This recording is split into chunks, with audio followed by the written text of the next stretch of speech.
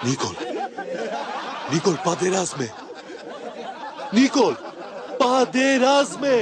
Որքանով է Հայաստանում ստեղծվող արվեստը հայաստանյան իրականության մասին։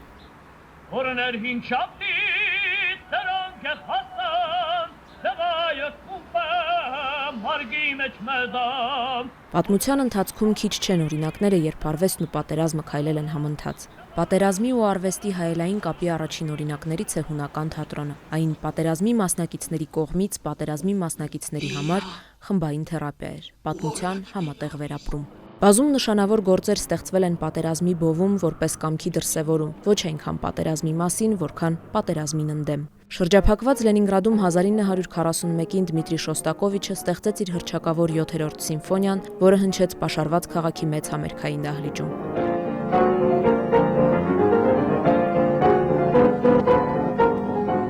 Բոսնիական պատերազմի ընթացքում պաշարված Սարայևոյում ամերիկացի գրող Սյուզան Սոնթագը բեմադրեց Սեմյուել Բեքեթի «Գոդոյին սպասելիս» պիեսը։ Իրադարձություն, որը ավելի ուշ ձևակերպվեց որպես Սարայևոյի մշակութային դիմադրություն։